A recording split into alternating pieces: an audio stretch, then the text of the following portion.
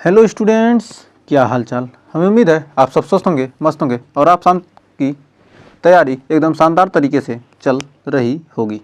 तो स्वागत है एक बार फिर से UP-SSC ANM 2024 में जो वैकेंसी आई है उसके बहुत ही शानदार सेशन में स्वास्थ्य के निर्धारक तत्व टॉपिक के हम क्या करने वाले हैं, कॉन्सेप्ट के साथ पिछले वर्ष के पूछे गए इंपॉर्टेंट क्वेश्चन टॉप 20 क्वेश्चन पढ़ेंगे प्लस थ्योरी के साथ। तो आइए शुरू करते हैं टॉपिक को। तो थ्योरी में स्वास्थ्य के निर्धारक तत्व ये हमारा पहला टॉपिक है, तो इसमें हम पढ़ने वाले हैं। तो स्वास्थ्य के निर्धारक तत्व होते क्या है, डिटर्मिनेशन ऑफ हेल्थ। हेल्थ का क्या कहते हैं, स्वास्थ्य के निर्धारक तत्व।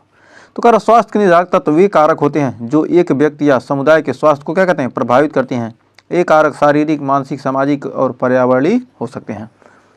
जो स्वास्थ्य के निर्धारक तत्व क्या क्या हो सकते हैं, शारीरिक हो सकते हैं, मानसिक हो सकते हैं, सामाजिक हो सकते हैं और पर्यावरणीय हो सकते हैं।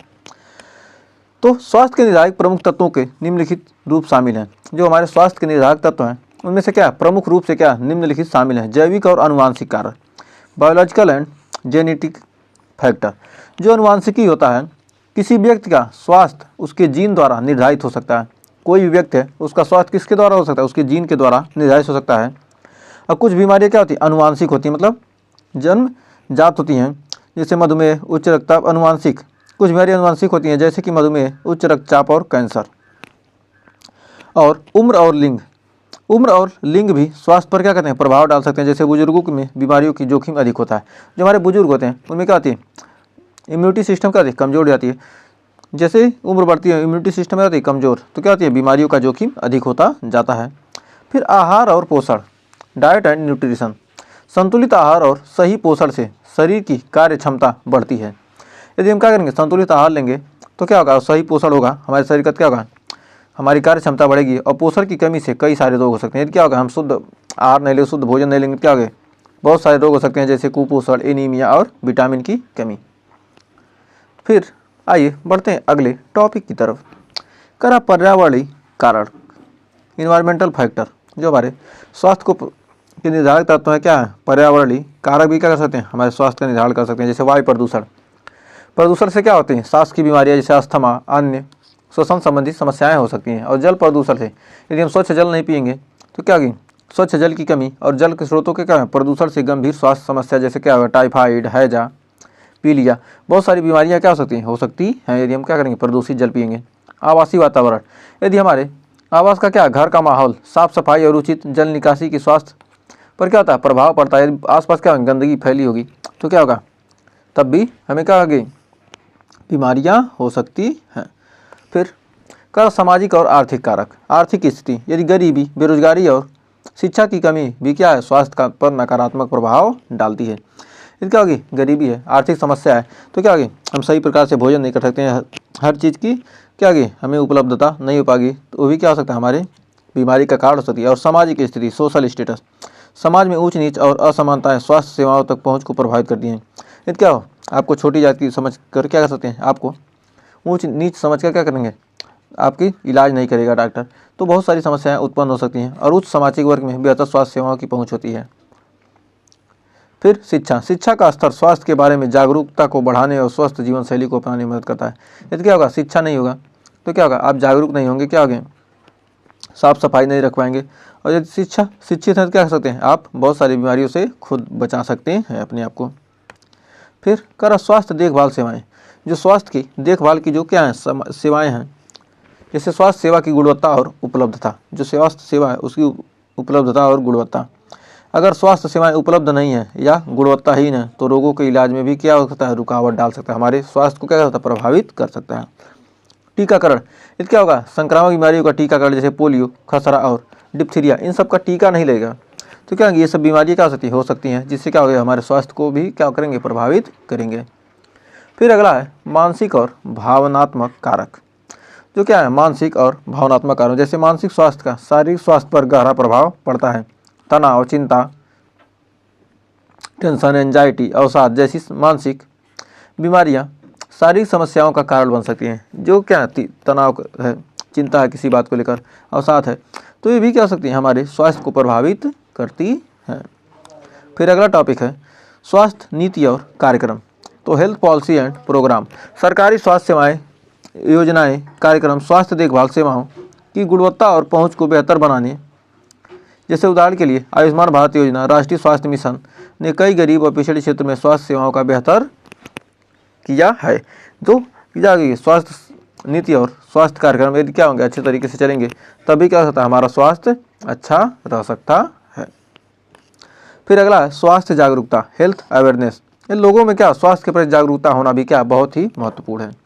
ये लोगों को स्वस्थ जीवन शैली अपनाने प्रेरित करता है। क्या होंगे, लोग स्वास्थ्य के प्रति क्या होंगे, प्रति जागरूक नहीं होंगे तो क्या आगे, तभी हमारे स्वास्थ्य पर प्रभाव पड़ेगा। और इन सभी तत्वों का ये प्रभाव एक व्यक्ति और समुदाय के स्वास्थ्य पर, एक व्यक्ति के साथ साथ क्या होगा, यह प्रभाव क्या होता है, समुदाय के, मतलब जो समुदाय हमारा समाज है वहाँ पर भी क्या होता है, इसका प्रभाव पड़ता है। स्वास्थ्य के निर्धारक तत्वों को समझना, उन प्रकार करना स्वास्थ्य सेवाओं को दिशा में महत्वपूर्ण कदम है। यदि इन पर क्या करेंगे, हम इनके बताए हुए क्या होंगे, मार्ग पर चलेंगे तो क्या होगा, हमारा स्वास्थ्य भी महत्वपूर्ण होगा। तो फिर अब आइए देखते हैं, ये तो हमारा था थियरी पार्ट। अब आइए टॉप 20 MCQ करने वाले हैं बहुत ही शानदार तरीके से। तो हमारा स्वास्थ्य के निर्धारक तत्वों में से कौन सा जैविक कारक है। तो जैविक कारक में हमने क्या पढ़ा है, आहार और पोषण नहीं, मानसिक स्थिति नहीं, तो जैविक कारक हमारा क्या है, अनुवांशिकता, ऑप्शन नंबर सी, ये भी नहीं हो जाएगा। तो आपने थियरी अच्छे से समझा है तो आप क्वेश्चन भी अच्छे से लगा सकते हैं। फिर अगला है स्वच्छ जल का स्वास्थ्य पर क्या प्रभाव पड़ता है। शरीर को ऊर्जा मिलती है, गलत। संक्रमण से बचाव होता है, सही। मानसिक स्थिति को सुधारना, गलत, कोई प्रभाव नहीं पड़ता, ऑप्शन नंबर बी वाला सही। तो आइए बढ़ते हैं अगले क्वेश्चन की तरफ। कर किस तत्व से स्वास्थ्य पर सबसे ज़्यादा प्रभाव पड़ता है। तो किस तत्व से, शिक्षा से, आहार से, पर्यावरण से, इन सभी से क्या होता है, हमारे स्वास्थ्य पर प्रभाव पड़ता है। फिर अगला क्वेश्चन, कर मानसिक स्वास्थ्य से संबंधित कौन सा कारक सही है। जो हमारा मानसिक स्वास्थ्य है उससे संबंधित कौन सा कारक है।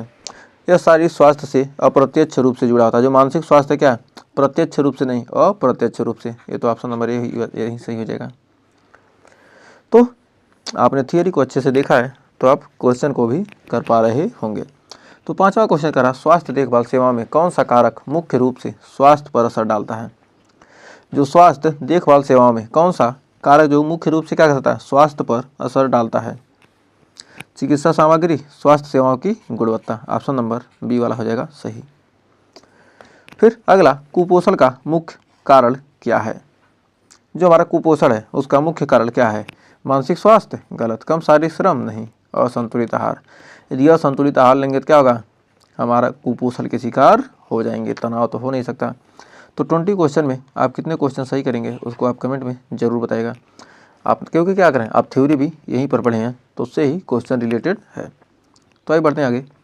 कर वायु प्रदूषण से कौन सी बीमारी हो सकती है। जो हमारा वायु प्रदूषण है उससे कौन सी बीमारी, टाइफाइड नहीं, अस्थमा, हाँ ये तो सांस की बीमारी। वायु प्रदूषण से क्या, सांस की बीमारी तो हमारा अस्थमा हो जाएगा। मलेरिया तो हो नहीं सकता, खसरा भी हो नहीं सकता। कर आर्थिक स्थिति का स्वास्थ्य पर क्या प्रभाव पड़ता है। यह शारीरिक समस्याओं का कारण नहीं बनती है, गलत। गरीब लोग स्वास्थ्य सेवाओं से वंचित रहते हैं, ये बात सही है। उच्च आय वर्ग को अधिक बीमारी होती है, इससे मतलब नहीं है।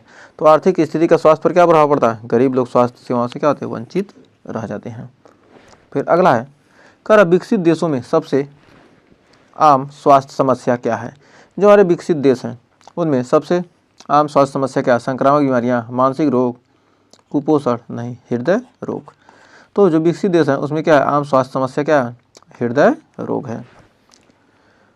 फिर आइए बढ़ते हैं अगले क्वेश्चन की तरफ। कर शिक्षा का स्वास्थ्य पर क्या प्रभाव पड़ता है।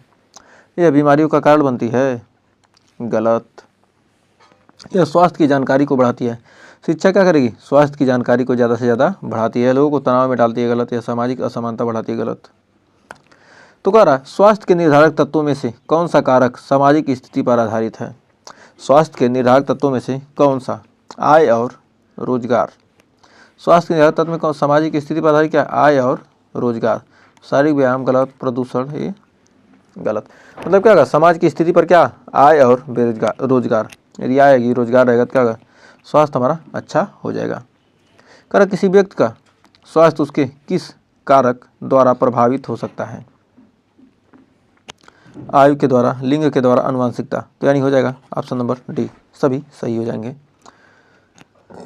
तो बढ़ते हैं अगले क्वेश्चन की तरफ। कर स्वास्थ्य सेवा का कौन सा पहलू स्वास्थ्य पर सबसे अधिक असर डालता है? चिकित्सा उपकरण? नहीं। डॉक्टर की गुणवत्ता? नहीं।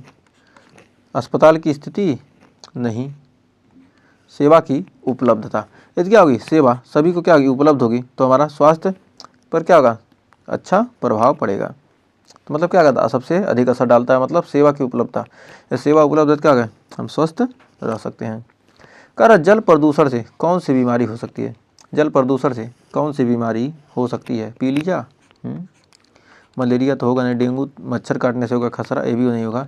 तो ऑप्शन नंबर ए पीलिया ही क्या होगा, जल प्रदूषण से होता है।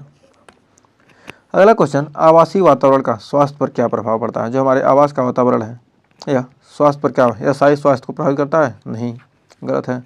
यह मानसिक और शारीरिक दोनों स्वास्थ्य को प्रभावित कर सकता है। यदि हमारे आसपास का वातावरण क्या होगा, सही नहीं होगा, तो क्या होगा, मानसिक रूप से और शारीरिक रूप से दोनों तरह से क्या हमारा स्वास्थ्य खराब हो सकता है। तो बढ़ते हैं अगले क्वेश्चन की तरफ। कर स्वास्थ्य का निर्धारक किससे किया जाता है? स्वास्थ्य का निर्धारक किससे किया जाता है? स्वास्थ्य का निर्धारक केवल बीमारियों के कारण, केवल पर्यावरणीय कारकों का? नहीं, जैविक, पर्यावरणीय, सामाजिक और मानसिक कारकों से हम क्या कर सकते हैं, स्वास्थ्य का निर्धारण कर सकते हैं। फिर बढ़ते हैं अगले क्वेश्चन की तरफ। कर आहार और पोषण से संबंधित निम्नलिखित में से कौन सी स्थिति सही है? केवल कार्बोहाइड्रेट से भरपूर आहार स्वस्थ होता है? गलत। संतुलित आहार से शरीर को रोग प्रतिकारक क्षमता बढ़ती है? सही। आहार का स्वास्थ्य पर कोई प्रभाव नहीं पड़ता? ये भी गलत है। केवल पानी का सेवन स्वास्थ्य को सुधारता है? गलत। तो ऑप्शन नंबर बी वाला हो जाएगा यहाँ पर सही। फिर बढ़ते हैं अगले क्वेश्चन की तरफ। किसे स्वास्थ्य के सबसे बड़े निर्धारक तत्व के रूप में माना जाता है? तो किसे माना जाता है? आहार को? गलत। शिक्षा, यदि क्या है, शिक्षित हैं तो हर प्रकार से हम क्या कर सकते हैं, स्वस्थ रह सकते हैं। तो हमारा ऑप्शन नंबर हो जाएगा बी वाला सही। फिर बढ़ते हैं अगले क्वेश्चन तरफ। कर स्वास्थ्य सेवा प्रणाली का मुख्य उद्देश्य क्या है? जो स्वास्थ्य सेवा प्रणाली है इसका मुख्य उद्देश्य केवल इलाज प्रदान करना, केवल बीमारी की पहचान करना? नहीं। स्वस्थ जीवन शैली को बढ़ावा देना और रोगों की रोकथाम करना। ऑप्शन नंबर सी सही हो जाएगा। फिर बढ़ते हैं अगले क्वेश्चन की तरफ। स्वास्थ्य के निर्धारक तत्वों को समझने से कौन सा लाभ होता है? ये हमारा लास्ट क्वेश्चन है। कर स्वास्थ्य के निर्धारक तत्वों को समझने से कौन सा लाभ होता है? केवल इलाज की प्रक्रिया को तेज करना? गलत। स्वास्थ्य सुधार और बीमारी की रोकथाम, ये तो सही हो जाएगा। स्वास्थ्य सेवाओं का स्तर कम करना, मानसिक स्वास्थ्य पर सुधार। तो ऑप्शन नंबर बी वाला हो जाएगा हमारा सही। तो आपने 20 क्वेश्चन में कितने क्वेश्चन सही किए हैं? क्योंकि हमने आज थ्योरी के साथ ही क्या किया, उससे संबंधित क्वेश्चन ही पूछा है। तो यदि आपने जितना क्वेश्चन सही किया उसका आप क्या करना है, कमेंट में बताना है कि आपने कितने क्वेश्चन सही किए, कि थ्योरी से आपको लाभ हो रहा है। आप बताएगा कि थ्योरी के साथ क्वेश्चन कराने से आपको लाभ है कि सिर्फ क्वेश्चन कराया जाए, दोनों को क्या कीजिए, कमेंट में ज़रूर बताएगा। तो अगर सेशन अच्छा लगा तो वीडियो को लाइक शेयर कीजिएगा और चैनल पर पहली बार किए हैं चैनल को सब्सक्राइब जरूर कीजिएगा। तो फिर मिलेंगे नेक्स्ट वीडियो में कुछ और क्वेश्चन के साथ और कुछ और टॉपिक के साथ। तब तक के लिए टेक केयर।